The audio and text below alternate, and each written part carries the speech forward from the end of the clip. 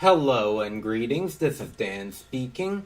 Today we're going to discuss Champions Review. Right here is my co-host Joe. Yep. Today we saw Day of the Chameleon. I don't really care about this episode. I don't have much to say about it. This is one of the dullest episodes of the series. Yeah. There's not much... Because it's Chameleon. He was never a very good Spider-Rogue. He would have worked better as an Iron Man, Captain America, Silver Sable villain. Hell, even Daredevil. Yeah.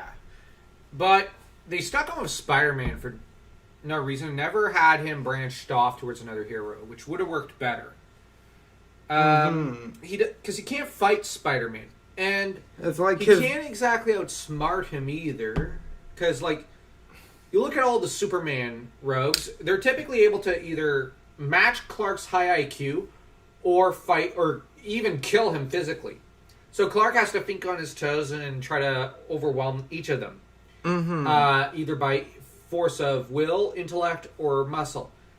But the thing with Chameleon is, in terms of will, Spider-Man has him beat. In terms of brain, Spider-Man has him beat. In terms of muscle, Spider-Man has him beat.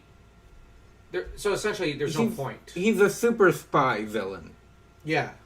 Like, you could stick him up against, like, Bucky Barnes when he becomes Cap. That'd work great. Yeah. And maybe revamp him with a higher IQ. But, oh, well, some people might argue, like, why would you... But that would kind of mean that he can match against Spider-Man. No, because Spider-Man's supposed to be one of the two smartest people on Earth, tied with Hank McCoy. And Spider-Man... Now, there might be a few people going, Spider-Man's not smarter than Reed Richards. Oh, yes, he is. He's way smarter than Richards. Yeah. Richards is only good in one field. Yeah. And Spider-Man has beaten him in terms of IQ and scientific know-how in every other field. And even in Reed's forte field. Yeah. So, and Reed is plenty smart. But no Henry McCoy. Exactly. Whom is the only character I've seen able to match Spider-Man. But the thing, the problem here in this episode is Spider-Man's got to find Chameleon. He's not yet experienced with his spider sense, so he has a hard time tracking him down. And Jonah is deputized by Fury to try and find Chameleon. By the end of the episode, Fury thanks Spider-Man. Oh, and instead of Dum Dum Dukin, they have Agent 1. We don't know her actual given name and surname. We don't. It's never given in the show. She's just titled Agent 1. And I wish she actually made her way into the comics. That would have been interesting. Yeah, because I know Dum Dum Dugan appears in the Iron Man animated series. Yeah. But I would have liked... I understand it's different division there, like under Fury's command. But at the same time... it would have been interesting to have Agent 1 in the comics. Because unlike Black Widow and Sharon Carter, she'd actually be on the level. Yeah. And loyal to Fury. Sorry, but the number of times Natasha and Sharon have tried to in Sharon's case, has killed Steve Rogers. And the number of times Natasha's killed off heroes or stolen Tony Stark's fortune out of greed. I still laugh at the fact that Natasha's actually...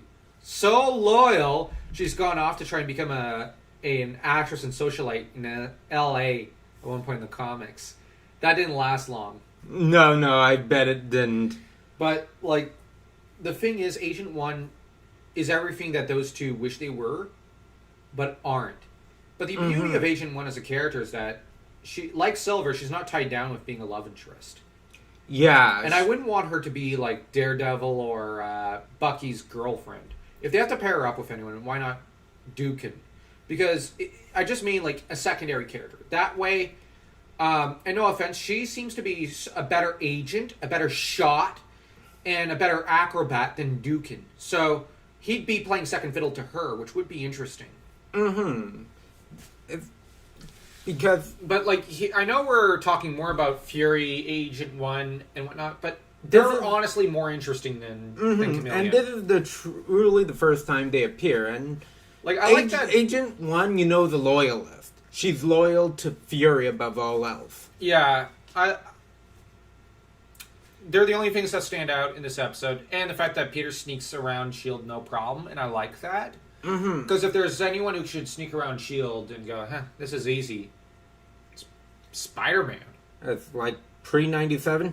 Both of them have done it plenty of times, and it's irritated Fury because every time He can't figure it out. he can't figure it out, and often when they come and see him, they just drop in all of a sudden, and they're not exactly pleased to see him because they clean up after him sometimes. Yeah, and sometimes he intends to get to that mess, but there's an even bigger mess, an immediate mess that he has to deal with. Yeah. And the fact that the only hero he likes in his office is Iron Man, who's honestly his best friend.